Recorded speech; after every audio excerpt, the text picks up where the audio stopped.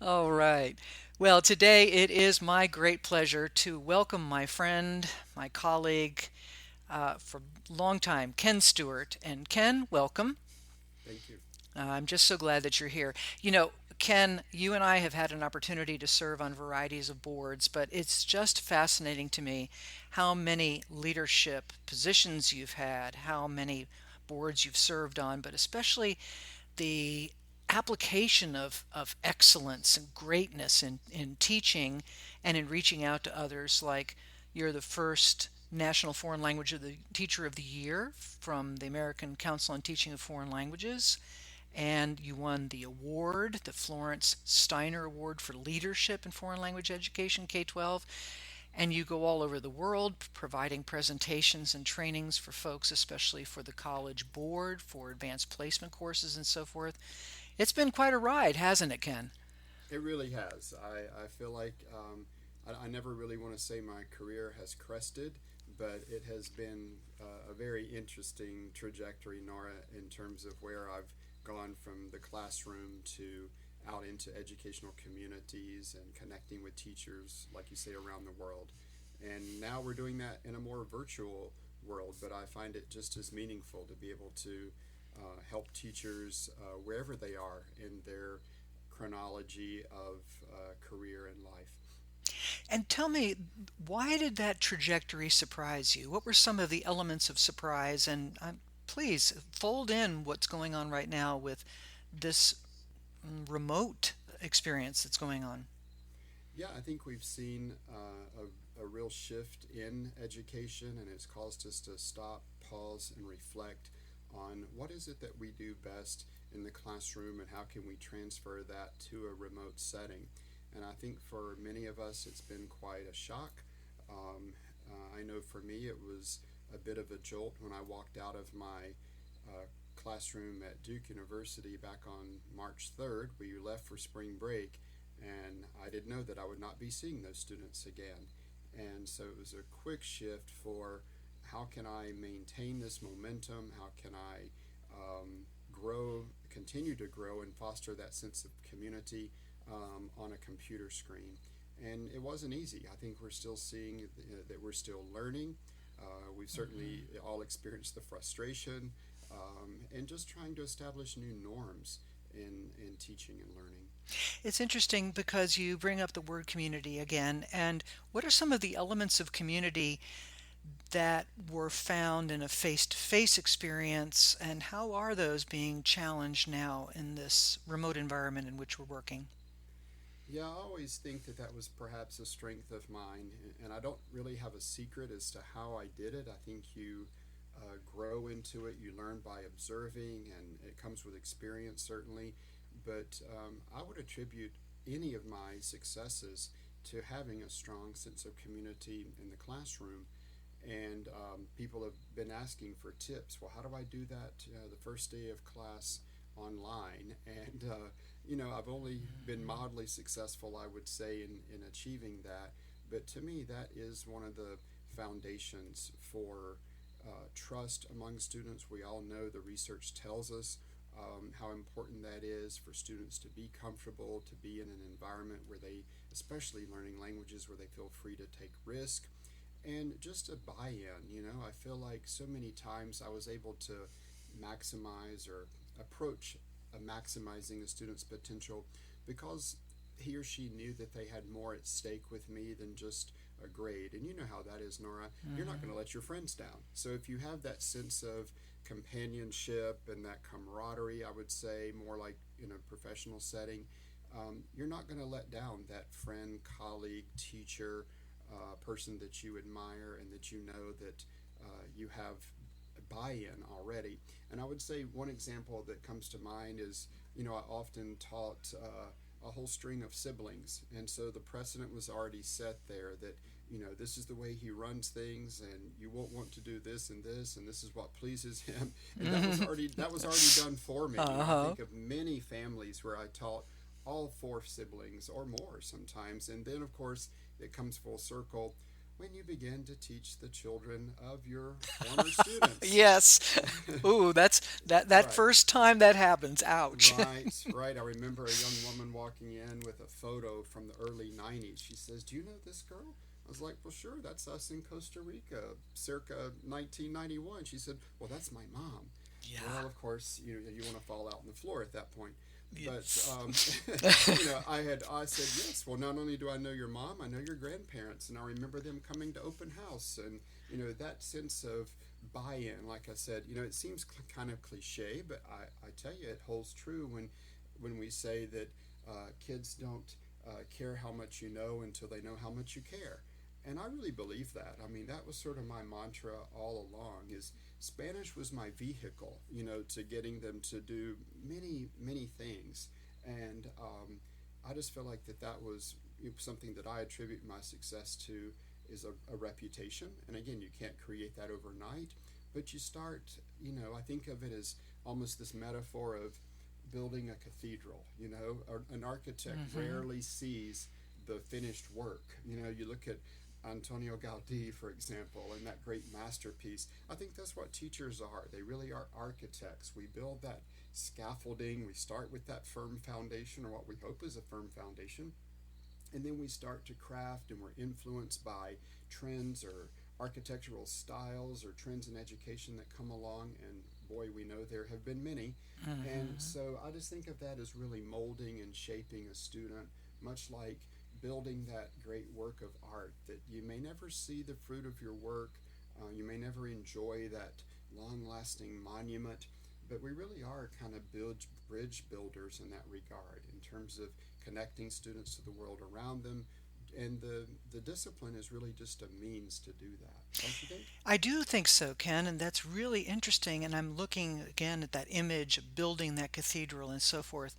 When you have been working with other educators, when you've been out in the world, even with non educators potentially, there were various, I'm assuming, ways that you would provide a snapshot of showing that the building was under construction, if you Mm-hmm. will. Mm-hmm. And first of all, to address that, is that true? How do you help people that don't necessarily see the signposts or recognize the structure to realize that they are progressing, that it will take time, but they will be able to set a foundation? And then again, in today's world right now where people are remote, how do they read that more from afar? Right. Well, I think like learning, leadership, um, building that community, it's sort of stepping stone kind of learning. And I celebrate the small things. Like I said, you can't always just you can't emerge as a leader tomorrow. You can't emerge as a great teacher. You can't really become a hero overnight. And Hmm. so I think that it is a greater challenge uh, teaching remotely, but there are still things you can do. Those sidebar conversations, I think, become more important. The type of feedback, because we don't have the body language really. We don't have that nonverbal feedback. Just it could be an approving nod of the head, or it can be a glare of the eye. That communicates a lot in a Yeah. classroom. And we don't really have that. I've seen some teachers, they're like, boy, I'm glad to have that mute button on that kid finally. I've been looking for that. But, but by the same token, I find that it's more important now, those one-on-one conferences. I think about the written feedback and how that's going to be interpreted. I mean, words are powerful, and especially as a language lover myself, I think about, what am I really saying to a student? Is this going to help them grow? How is this going to be? What is the tone of what I'm saying? So I really think we have to think about all of the different types of input and vibe that we're giving off. And that's true whether it's in a classroom, in the workplace, even within your family unit. We tend to build trust among those relatives or our coworkers. When we meet people on the job, I think about when I meet people in traveling. Sometimes you sense it. It is sort of a non tangible to me in terms of, what did I do to build that sense of community. I think about the physical environment too that I don't have anymore with the remote learning. Mm. I mean, my classroom was a sanctuary, and I hate to keep coming back to the cathedral or the temple or the synagogue image there, but it Mhm. really was a part of belonging, and I think that is really the key to any sort of community. Everyone wants to feel like they belong. They want to feel like they're a part of a whole. And, I think about what's been going on around the world, and we see, for example, I remember back in the spring, just the tragedies that kept we seeing in the news with Italy and Spain, and then before it pivoted to our own country. But I think I learned a lot from that, and I see that, in Spain and Southern Europe, where the sense of community is so important and that socialization aspect is so key, that they went on a strict lockdown, to preserve the good of the whole. And I see the antithesis of that really in the U.S. now, where it's more about the individual, my Mhm. rights, my refusal to wear a mask, sort of things, and it's not working. That we're kind of spiraling out of control because of we're holding on to that individuality or individualism, I guess you could say, because it really is a Mhm. belief system, that Spain and Italy was willing to sacrifice. What they really cherish is that, going to a tapas bar, having that glass of wine with a friend. They were willing to go on lockdown and do it from their balconies or within their homes to be able to do that as a Mhm. community again. Does that make sense? That It you know, does. have you observed that kind of thing? And that the American spirit is about individuality and freedoms and have it your way. But maybe that's not what's best for the community, quote unquote, the community at large. Well, it's really interesting that you bring that up, Ken, because you're comparing things that, yeah, we can read about it in various items, but you're especially sensitive to it because you've experienced those cultures and have thought about them and brought them to others. And I was about to ask about that. When you teach language and you teach culture, you're teaching about ways of looking at the world. Mm-hmm. And so there's a community, a development of a cross cultural, a cross linguistic community in the nature of teaching.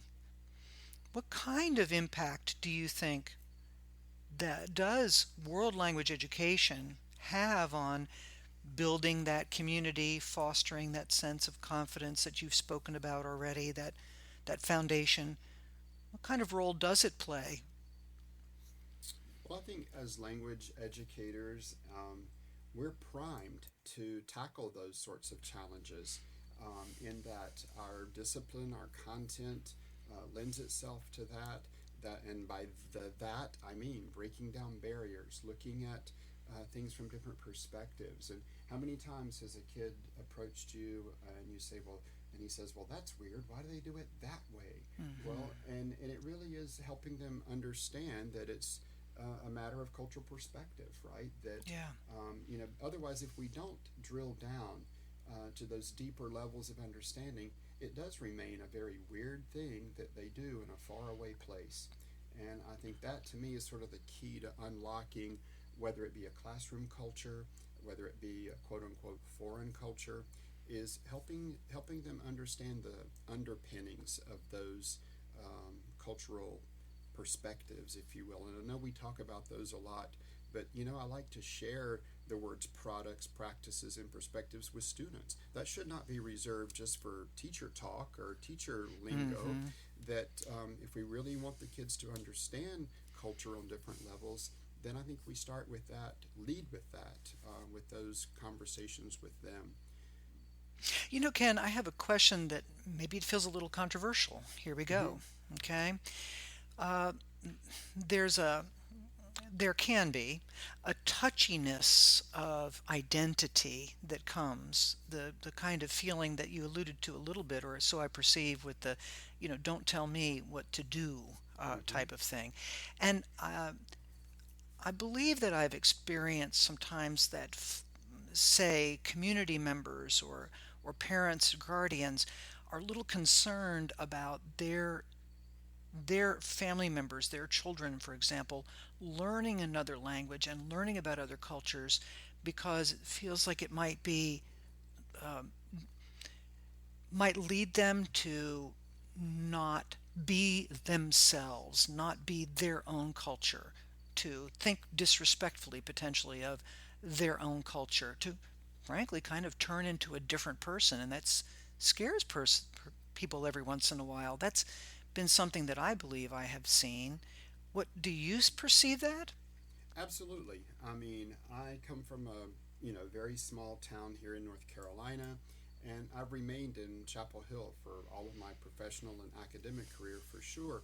But think about what you just said there in terms of it's keeping me from being the true me. Well, language and culture have developed the me that I know today, and so by saying I think you're really shutting the world off by saying I want to grow up in my bubble or I want to instill these values. That's how we evolve as human beings, I think, is by shaping ourselves and the world around us. I can't imagine right now, I can't imagine my life not being bilingual. To me, that is who I am. Hmm. And so I've taken on my passion for language, and I've just been very fortunate in that my passion has become my career. They're one and the same. And I see that in terms of my identity, which you bring up, that is a part of my identity. Some people say, well, Ken, I think you were born in the wrong place. Well, maybe so. Um, or, people ask me, well, Ken, how did you get into languages or Spanish? It's not a very interesting story, I don't think, other than it was just a curiosity. I mean, as long as I can remember, I've had this affinity for, wow, I wonder, why do they say it that way? Why do they do it that way? Why do they believe that way? Why do they behave that way? And from, the time I could read, I would automatically flip to the foreign phrases in the back of a dictionary before looking up words. And I've just had this curiosity that has allowed me to evolve, I think, as a human being. And I think, in seeing my own friends and family come to understand that with me over the years has been very revealing and very rewarding, I have to say. I consider my parents to be quite provincial in terms of just their way of thinking, and they thought it was the strangest thing that I would want to pursue Spanish as a career. And, by certain token, I guess you could say 20, 30 years ago, they were kind of right. It was, that is a break from the norm, or what are you going to do with that? And I didn't know at the time, but, I was told many times I would never find a job or I was wasting my time. And now I look at where we are in 2020, and Hmm. we've got our pick of jobs because we're bilingual, and I see people losing their jobs because they're not bilingual and bicultural. I mean, there are a lot of people out there running around who dabble and speak other languages. But as I tell my own students and even my college students today, there are far fewer that understand those cultural nuances. And I teach a writing course, and I said, and that's where the nuances come through. Again, there are a lot of speakers, there are not as many writers, thinkers, Hmm. Interesting. and yeah, to me, that's the difference. Ken, you mentioned a bit back there in your description about that folks had said, or maybe, and you maybe even agreed with them for a moment there, that you might Mm-hmm. have been born in the wrong place or so forth.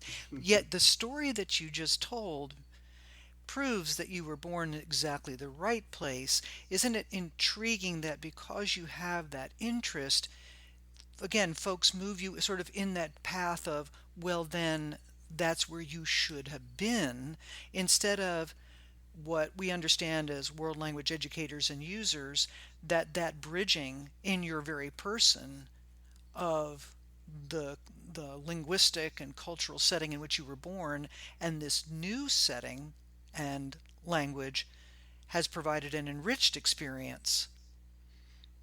I think that's fascinating that is celebrated in so many places and not necessarily in the United States as much. That what you've brought. Yes, I would agree with you 100%. Like I said, that, I am who I am today because of all of those experiences I've had, whether they were in school or in social interactions, academic settings, travel, maybe even some, obstacles that we've all have to overcome. But I think that all those things Hmm. shape who we really are. And I'm not saying that I should try to be someone that I'm not. Absolutely. I mean, I'm very proud of the upbringing that my family was able to provide. I come from a very loving family in that regard. But again, I feel like the ability to speak and connect with people in other cultures is really what has shaped my very being, and I really am. I continue to celebrate that every day when I can enjoy literature in another language, music in another language. I can, order my own food if I go to a different country. And I really, Nora, I like to be a chameleon, especially in the Spanish speaking world. uh, Because how many times has a parent asked me, well, what kind of Spanish do you teach? The Castilian Spanish or Mexican Spanish? And my response has just always been, I teach Spanish, right? uh-huh. And that it really is about exposing students and that learner to all types of forms of Spanish, right? Including Spanish here in the U.S. And so to me, that's really been an important piece to say that, if I go to Argentina, sure, I try to blend in. And if I go to Spain, yep, that pronunciation comes out within a couple of hours probably because I really enjoy being a part and blending into that community. Ken, you mentioned a couple of things I'm going to tie together for just a moment. You mentioned about that you had the opportunity to have a career and employment because you're bilingual, and that there are folks that have not been able to retain jobs because they're not bilingual. And you've also, I'm tying in here the work that you've done with teachers around this country and around the world, and help to pull some of that together about where the opportunities lie and when you're talking to others, their vision. Do they see that? Is that something that they bring or that you encourage them along with how to teach about bringing the community and that vision? Yes, I think all effective and should we say great teachers are visionaries. They have a path in mind of where they want to take that student or that particular class. And just with my interaction with teachers in other schools, and I've been in a variety of settings, public, private, even international American schools abroad. Kids are still kids no matter where you go, and that's been a very beautiful thing to uncover is that their needs are the same, their desires, to be kids and to want to be heard and respected and loved is something that I see no matter where I go. But yeah, I would certainly try to tell the teacher to start with share it being a bit vulnerable yourself. And even to this day, one of the first things I do on the first day of class is I put myself out there and let the students get to know me. I don't start by saying, well, tell me about yourself. Because I've been to school many times by this point in my life. Hmm. And so I like to start with that segue into, I mean, yeah, they need to hear the language from the first day, and they do. But I know with teaching high school for so many years, you really have to, like I say, sometimes connect with that kid outside of class or as classes are changing. And the same is true, I think, for teachers. They like to be reassured about what they're doing. So many times, teachers, ask me a question.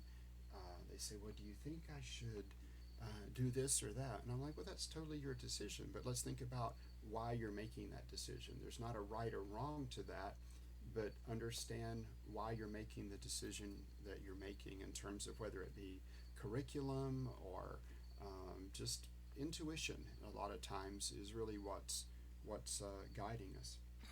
Intuition, and based on also you opening with vulnerability and so forth, there's some awarenesses, it strikes me there, and that segues into the question that you provided me ahead of time. How do we measure greatness in teaching? Is it related to those kinds of elements as well? Absolutely. You can't be a great teacher without knowing your content. I mean, I think we can accept that is one of the first steps, right? Because knowing your content allows you then to delve into these other factors that we've talked about here today. And, I think about measuring greatness, something that is so elusive, we think maybe, and it's not going to be captured in any teacher evaluation instrument. I can think of all the times that I was observed. For example, I think maybe twice the observer actually spoke the language that I was teaching, and I gave much more um, respect, much more credence to their feedback than any of the others that didn't really understand what was going on in front of the room. And so, yes, I think greatness is something that you know it when you experience it, right? It's not something that you set out to do. It's something that you you grow into. Or like I said, you know when a lesson goes well, that was a great lesson. You know when the day goes well, you have this great feeling about yourself. And you can look back and say, boy, that was a great year. We really came a long ways. Or that was a great stride that I was in at that particular school or that setting. So to me, it has to be something that you feel almost innately. It's not something that you set out to do, and I wouldn't even use that to describe myself. I mean, yes, I've been very lucky in many respects in that I've won lots of awards, but is it because of greatness? I'm not so sure. But I think we can see commonalities of great things happening. If we look at all the great educators, the great leaders, many of them have several elements in common. Things like charisma, vision, passion that we've talked about earlier. And you think about what makes a great coach. I grew up in Chapel Hill, so I'm from the era of Dean Smith and Roy Williams. Hmm. We can all agree that greatness came with respect, with rigor and trust, and many other adjectives to describe greatness. And I would equate that to being a great teacher in the classroom. You know it when you feel it, even if you don't speak the language. Let me go back to that point. I can walk into, let's say, a Chinese class, and even though I don't speak the language, I can detect greatness, or let's just tone it down. I can detect effectiveness. I can document, or I can cite examples of where that teacher had a rapport, because a lot of times it is the non-linguistic cues that tell us that teacher is being effective. And I think we all know it when we feel it ourselves. And oftentimes I think that is communicated by what we do as well, communicated to others. And to me, that's a really powerful thing. That's very powerful. There's so many more elements that are about personality and knowing oneself. Right. Absolutely. Totally amazing. Now, Ken, you established a scholarship through the Southern Conference on Language Teaching, on the board of that is in history, and the SCOLT, the acronym there. You Mhm. developed a scholarship through SCOLT. Tell us about that scholarship. What is that intended to do, my friend? Yes, and thank you for bringing it up, Nora. That's something very near and dear to my heart. I think about, how am I going to leave a legacy? I have not written many great books. I've not really, I have, I guess, helped a lot of young teachers along the way, student teachers, and those sorts of things. But I really feel like we're at a crossroads in the profession where we need to build that pipeline with the next up and coming language teachers. So the scholarship is established for high school seniors who demonstrate promise in the language, and particularly for becoming a language teacher at any level. So I guess we're going into our third year now, and it's just been very exciting to discover these up and coming shining stars, if you will, out there in language classes, and provide them with some sort of monetary reward to allow them to hopefully travel abroad or to help offset some of the cost of college. And so to me, I'm just thrilled to be a part of that. I get to read their portfolio. We invite them to the conference and celebrate who they are.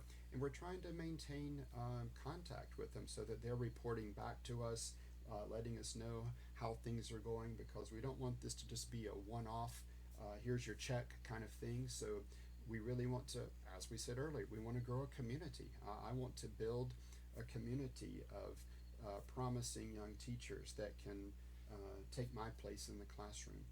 That's great, Ken. And I know there are so many people that are so grateful for it, not only the recipients, but also those of us that are looking at the power and the encouragement that that brings. So thank you for that. Absolutely. Thank you. When you look out now that we have listeners that have been listening to this conversation, what would you invite them to do? What would you encourage them to do to take action, to enter into this conversation, to find their own voice, and to find their power, greatness, and community? Well, that's kind of a loaded question. Yes, it is. It's a multiple part question. Um,